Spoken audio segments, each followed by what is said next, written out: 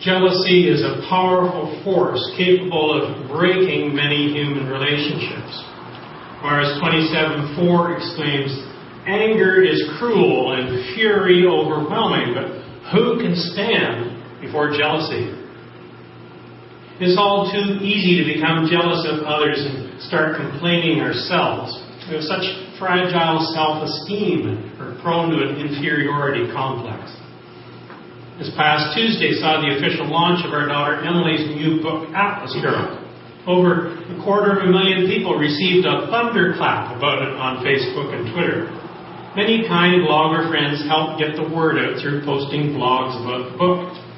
It was fun to watch the book's sales rankings change day to day. It climbed from number 7991 Tuesday morning up to rank at number 1296 before the day was out. As of Thursday, it was in the top 1,000 on Amazon at number 912. In Amazon's Women's Gender Studies section, it was number 8 on the list. On Thursday, Atlas Girl had climbed to number 5. So you can see her down to number 5 in the bottom left-hand corner there over the right-hand side picture. Emily joked on Facebook that she was hanging out with the likes of Hillary Clinton. You can see the top 3 pictures there, Hillary Clinton and Brene Brown. But she also admitted she was scared to check the stats herself, so was glad that she had friends that had volunteered to do it for her. We're so conscious of measuring and ranking ourselves compared to others. The problem is our gauge is broken. It's like using a candy thermometer to measure your finger. Let's see, my finger here is reading about 200 degrees here on the scale. That's your middle finger. It's about 150 degrees. So I'm hotter than that. So it's the wrong kind of scale to be using. You don't use a temperature scale to measure length. So our gauge is broken, and really this thermometer really is broken, actually. But anyway, that's what jealousy does. We're comparing and gauging, and it doesn't really matter. You can't sum up a person's total worth by what their appearance is, or what they own, or what they've accomplished in life, or what dimensions they are. For instance, Jesus warned us in Luke 12:14, a man's life does not consist in the abundance of his possessions. Your gauge is broken whenever you try to compare. God doesn't value us based on performance. Our sins would outweigh any credits. But He values us as His redeemed sons and daughters in Christ. Unique creations of His, masterpieces displaying His work in us. King Saul used a broken gauge in 1 Samuel 18:8 when he jealously reacted to what the ladies in the land were chanting about his and David's fame. If you hear the soccer fans chanting in the stadiums these days, but the ladies were chanting about their victories, Saul's victories and David's victories. Saul was very angry. This refrain galled him. They have credited David with tens of thousands, he thought, but me with only thousands they would have killed. What more can he get but the kingdom? Saul's jealousy destroyed the rest of his kingship, turning a great warrior who would have been his strongest ally, David, into an imagined enemy that sidetracked Saul from more fruitful responsibilities. In today's reading from Genesis, we delve into the story of Joseph. There we see examples of jealousy's destructive results. But God is able to redeem even those seeming tragedies in the long run for His sovereign glory. Genesis 35:2. We're going to be, Genesis 37. I got the wrong reference there. Joseph, a young man of 17, was tending the flocks with his brothers. How old are these brothers? Well, roughly about age 30 on down to his youngest brother Benjamin, who'd be about 11. Joseph's 17, but then everybody else is older than him. You can follow the sequence in Genesis 29. Leah had the first 4, Reuben, Simeon, Levi, and Judah. And Rachel's maidservant Bilhah had 2. Leah's maidservant had 2. Finally, Rachel herself, which Jacob's favorite wife, had given birth to Joseph. Then 6 years later, Benjamin, and she had died upon giving birth to Benjamin. Quite a mixed bag of brothers. Verse 2 continues, chapter 37. He, Joseph, brought their father a bad report about them. He ratted them out. In their eyes, he was a snitch. He spilled the beans about something they'd have preferred kept covered up. Joseph refused to be party to their misbehavior. We're not told the details of what they'd done wrong, whether it was going around smashing mailboxes with a baseball bat or something, we don't know. But in other passages, we're told some kind of representative antics. In 35:22, Reuben, the eldest, the firstborn, the one who's supposed to lead by his moral example, slept with his stepbrother's mother, his father's concubine Bilhah, Rachel's maid. An arrogant, premature act, kind of like the prodigal son asking for his share of the inheritance, even though the father wasn't dead yet. Rude and contemptuous. So Reuben, the oldest, forfeited the double portion right of the firstborn. Normally, the firstborn in the family got a double portion compared to everybody else. Next in line were Simeon and Levi. But in 34:25, these two connivingly and deceptively murdered all the males in the village of Shechem while they were still in pain 3 days after being circumcised. Why? Because the mayor's son had taken their sister Dinah and violated her. Retribution was certainly warranted, but not murdering all the males in town. Thus, Simeon and Levi proved devious and violent. Well, there's 1, 2, 3 down. Maybe Judah, the fourth one, will be a better candidate. But check out 38:16, where he goes into a prostitute, only to find out she's actually his daughter-in-law. Tamar actually doesn't find out right then, it's not until later, to whom he denied giving his son in marriage after her first husband and the second one died. And why did she just happen to be sitting beside the road as a hooker when she found he was going to shear sheep? Because presumably she knew he had a fondness for sexual immorality with prostitutes and would fall for her scheme. Then in 38:24, when he finds out she's pregnant, his double standard, his prejudice and chauvinism are apparent when he orders her killed for immorality. Though she succeeds in calling him on it and defending herself, saying, actually, it was you that did that. What a choice bunch of brothers, eh? Joseph, on the other hand, could do no wrong in his father's eyes. He was, after all, along with Benjamin, all that old Jacob had left of his most favorite wife. Easy on the eyes, Rachel, who died 11 years earlier. Verse 3. Now, Israel loved Joseph more than any of his other sons because he had been born to him in his old age, about 90. And he made a richly ornamented robe for him. And it's one thing for a parent to have a favorite child, to be drawn more to one than the others and keep it a secret and keep it to yourself. It's quite another for the parent to basically announce to the world by either admitting it or showering them with expensive gifts the others don't get. And in 2 Samuel 13, a similar phrase is used for the gowns the virgin daughters of the king wore. So Joseph's richly colored, long-sleeved robe made him stand out like royalty compared to his brother's short-sleeved, plain, simple, commoner's robes. Kind of like your typical coveralls, and then along comes this guy in a nice robe.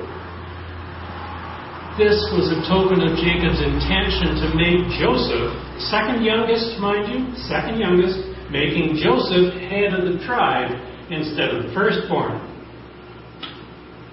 Now, suppose you're one of those older brothers. Does that seem fair to you? How do you like it when you're standing in a lineup and somebody else jumps queue? Hey, get back in your place, buddy. What do you think you're doing? Verse 4.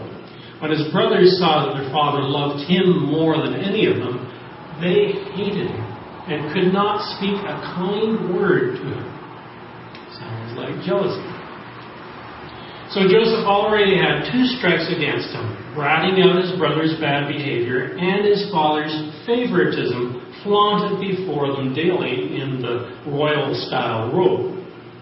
But there's more. Verses 5 to 8. Joseph has a dream in which his brother's sheaves of grain bow down to him. He tells them about it. Their response, do you intend to reign over us? Will you actually rule us? Verses 5 and 8, 2 times. They hated him all the more. As if that's not enough. Verses 9 to 11, he has a second dream. This time it's not just his brothers involved.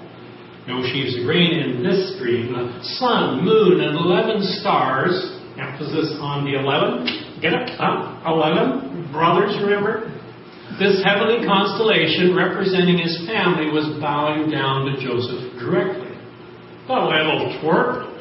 Who does he think he is? His father's actual response is in verse 10. He rebuked Joseph and said, what is this dream you had? Will your mother and I and your brothers actually come and bow to the ground before you? Verse 11 says his brothers were jealous of him. The Hebrew word for jealous here can be translated to be jealous or envious of, to be zealous for. Is jealous always bad? No. Catch up here. Exodus 20 verse 5, God says, you shall not bow down to them or worship them, these other idols, for I, the Lord your God, am a jealous God. Joshua 24:19. Joshua said to the people, you're not able to serve the Lord. He is a holy God. He is a jealous God.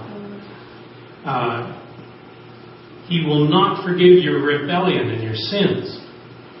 The Lord is a jealous God and has every right to be, because every person and the whole universe belongs to Him. We owe Him worship and obedience, big time. The jealousy of a husband for his wife is a good thing. Somebody comes up and starts hitting on your woman, you don't just ignore it. Hey, buddy, she's married. See the ring, huh? And husbands, remember that feeling next time you're tempted to look at pornography? Your wife has a right to be jealous of you if you get swayed by porn. Numbers 5 has a test or procedure for husbands who, jealous of their wife's loyalty, suspected her of unfaithfulness. Song of Songs 8 verse 6. A beautiful passage here at weddings. Place me like a seal over your heart, like a seal on your arm, for love is as strong as death. Its jealousy unyielding as the grave. It burns like blazing fire, like a mighty flame. Jealousy for the one you love can be a good and appropriate thing. Paul wrote to the church at Corinth, I am jealous for you with a godly jealousy. I promised you to one husband, to Christ, so that I might present you as a pure virgin to Him. There is such a thing as a godly jealousy. Yet often, our jealousy is not so altruistic or defensible. Jealousy is bad when we're ardently desirous of something that does not belong to us, that is rightly another's. Romans 13:13. Let us behave decently as in the daytime, not in orgies and drunkenness, not in sexual immorality and debauchery, not in dissension and jealousy. Or James 3:14 and 16. But if you harbor bitter envy or jealousy, it's the same word as rendered in Acts 5:17. Jealousy and selfish ambition in your hearts, do not boast about it or deny the truth. For where you have envy or jealousy, same word, and selfish ambition, there you find disorder and every evil practice. Jealousy causes you to do a slow burn inside because you're envious of or desiring the prestige or privilege someone else has. Well, some of you are country music fans. In 1975, country singer Charlie Rich had been picked to announce the Country Artist of the Year at the Country Music Awards show.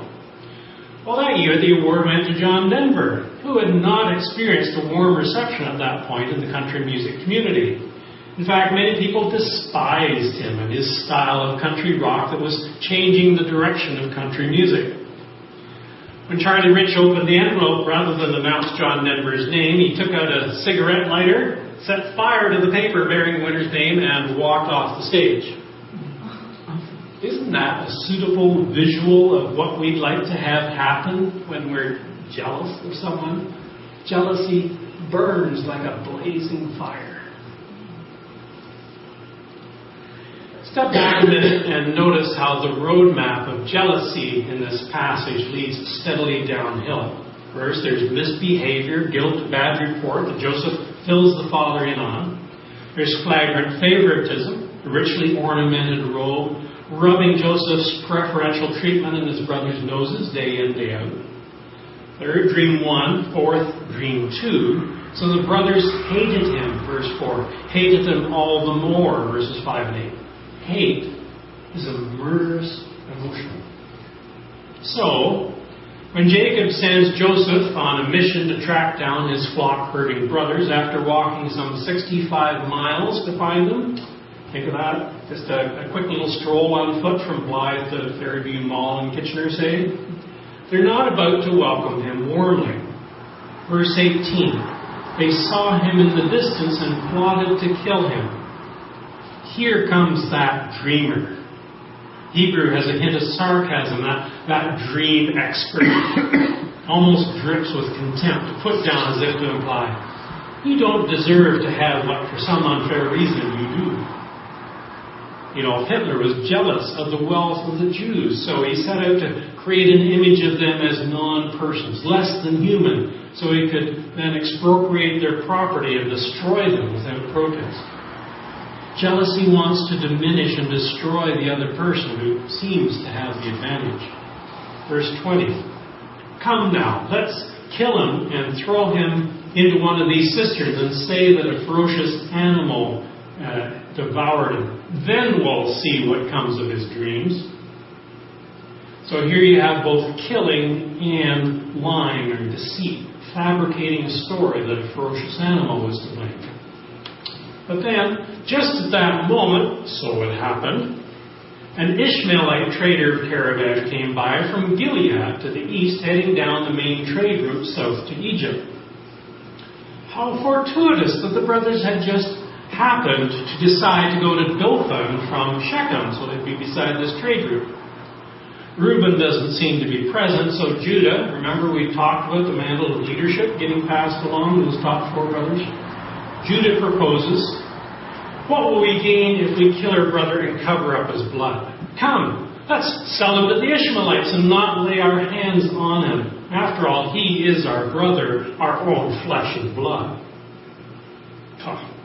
After all, he is our brother. No need to kill the guy. Let's just sell him into lifelong slavery, in which he'll probably die after a few months anyway. We'll let our third cousins, the Ishmaelites, do our dirty work for us.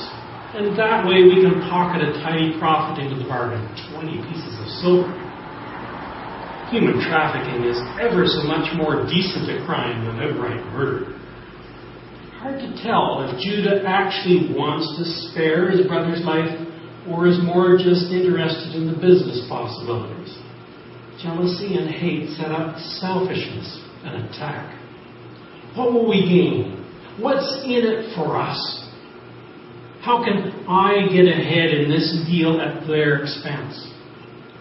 So they steal the freedom of their own flesh and blood, selling them to slave traders who will treat them like baggage, forcing him to a long march barefoot through the desert 30 days until they arrive at their destination.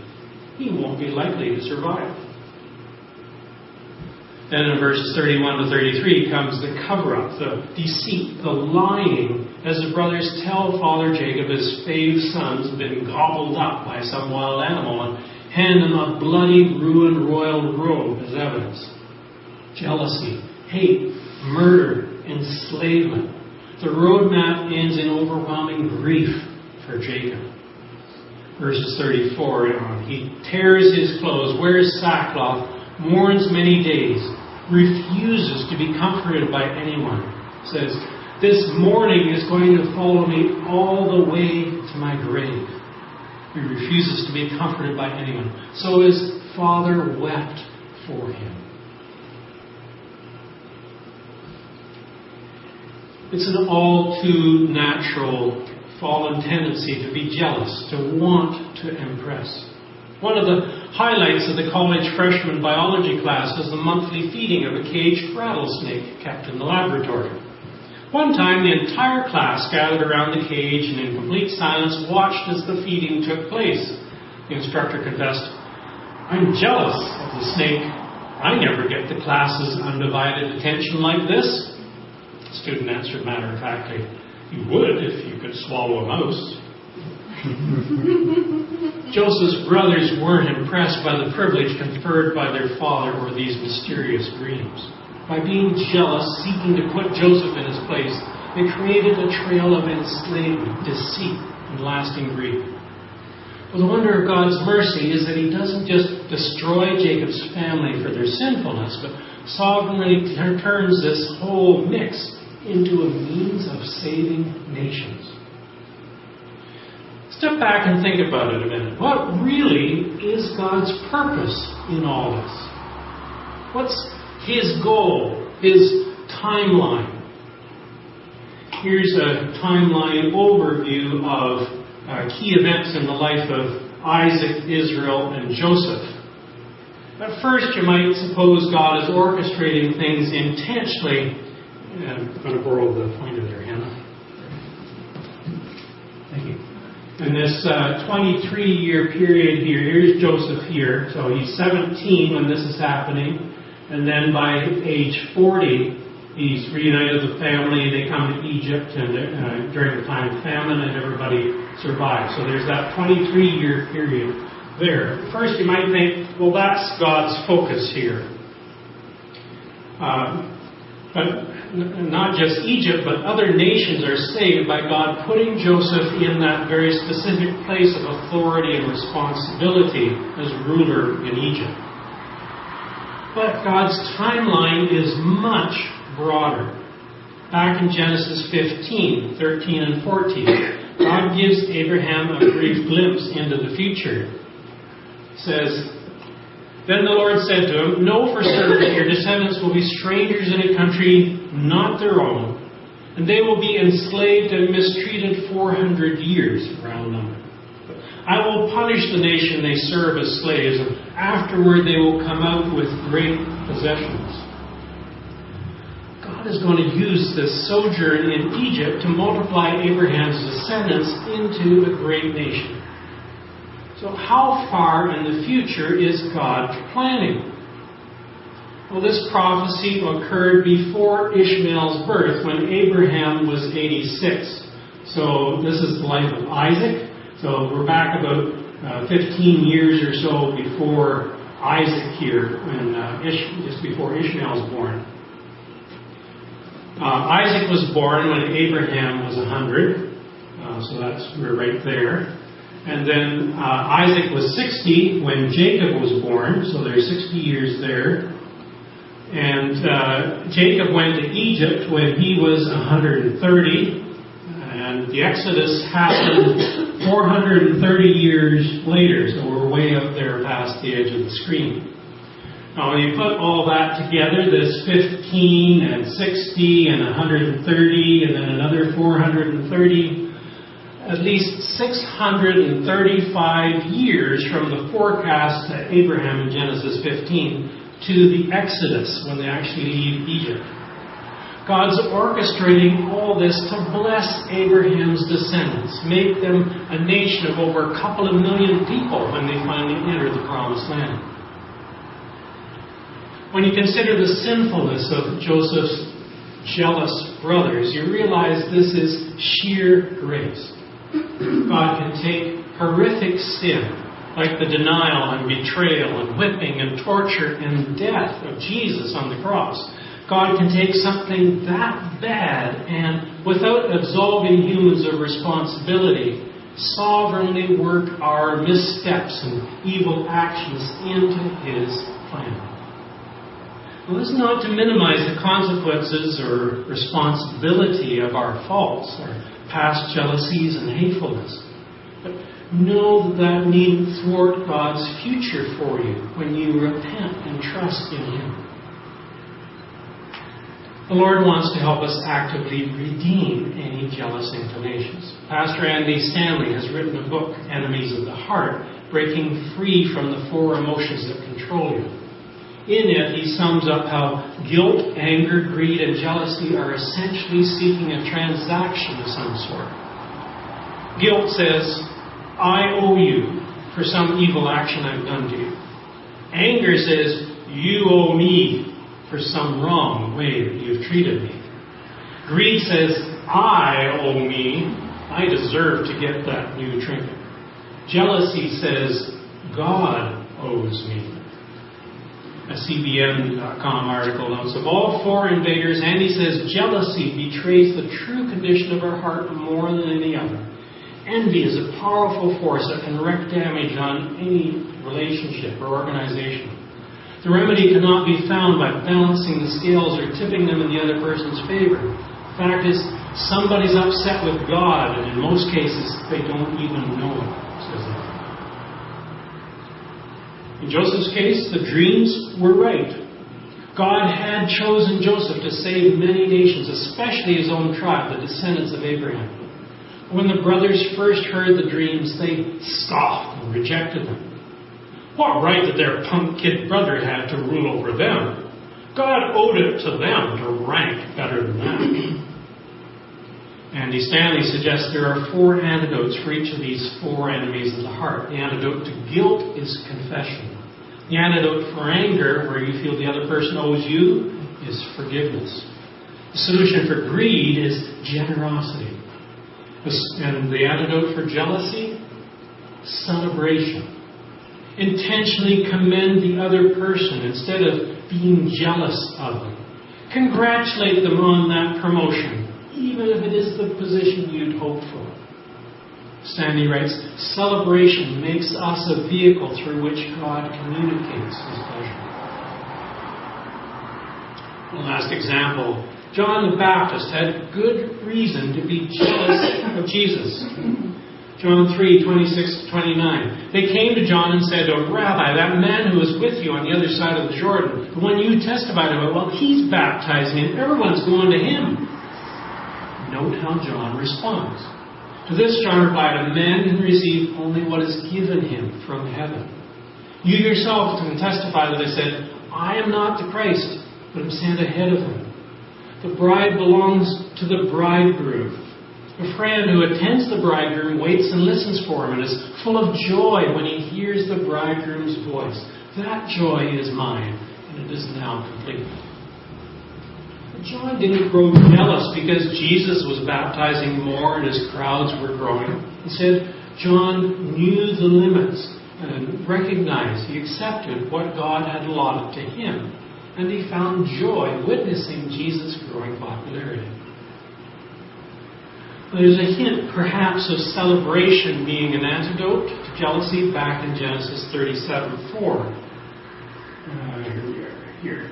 Can you read this with me? When his brothers saw that their father loved him more than any of them, they hated him and could not speak a kind word to him. Kind word. Celebration counters jealousy because in it, with God's help, we're enabled to speak kindly to the other person rather than attack them, grumble under our breath. In closing, George Porter has remarked, "As to the green-eyed monster jealousy, set on him at once and poison him with extra doses of kindness to the person whom he wants to turn you against." Let's pray.